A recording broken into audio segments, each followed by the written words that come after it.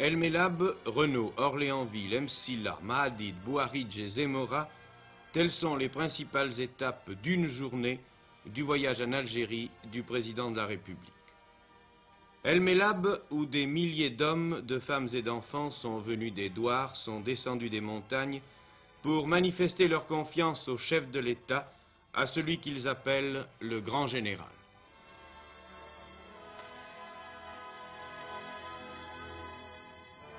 À El Mellab, où malgré les trompes d'eau, aucun geste ne sera modifié.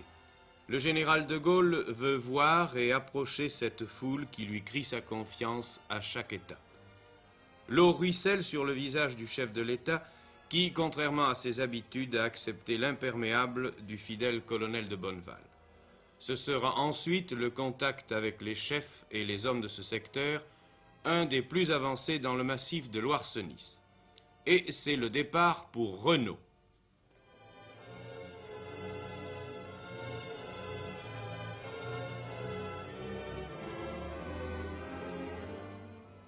Renault, sous-préfecture agricole, à une soixantaine de kilomètres de l'ouest d'Orléansville. Ici, les supplétifs suffisent à maintenir l'ordre. Ici, comme à Saïda ou à El Mellab, le général de Gaulle recevra un vibrant accueil de la population musulmane et européenne.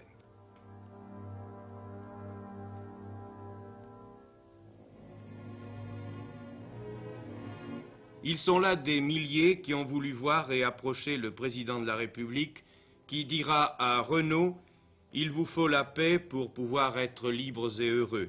J'ai confiance dans notre avenir parce que nous le ferons ensemble dans la fraternité. »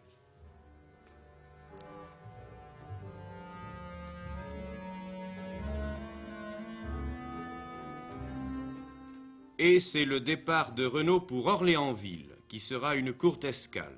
À Orléansville, le chef de l'État sera accueilli par le général Massu, M. Sigvald et le Bachaga Boualem, vice-président de l'Assemblée nationale.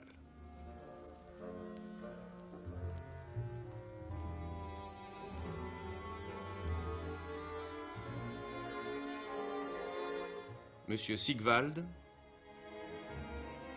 et le Bachaga Boualem.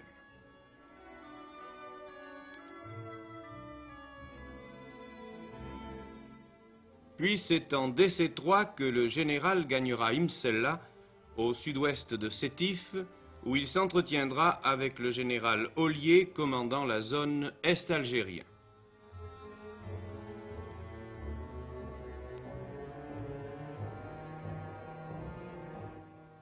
En DC3, Piasecki, Banane, Sikorski et Alouette, le chef de l'État a sillonné durant 12 heures, dans une seule journée, l'Oranais, l'Est algérois et le Constantinois.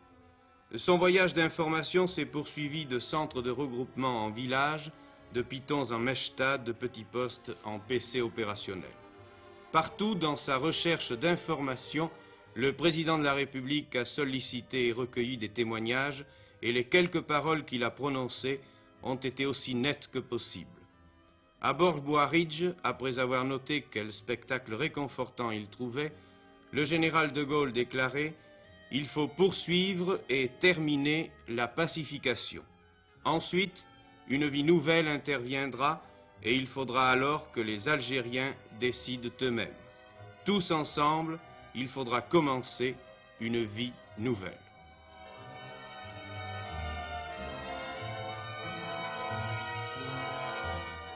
Dernier fait à noter, les nouveaux témoignages de l'immense prestige dont jouit le chef de l'État au sein de la population algérienne. À Zemora et à Bouaridj, comme hier à Saïda, le général de Gaulle a été l'objet de vibrantes manifestations de sympathie.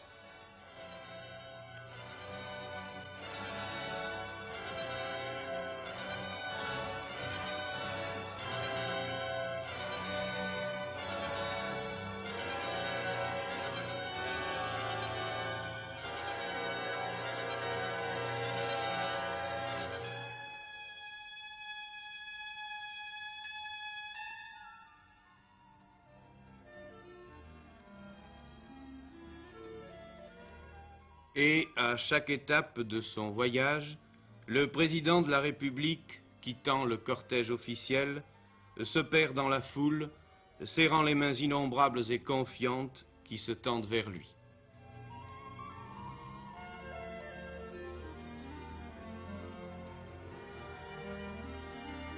Le voyage du président de la République en Algérie se poursuit.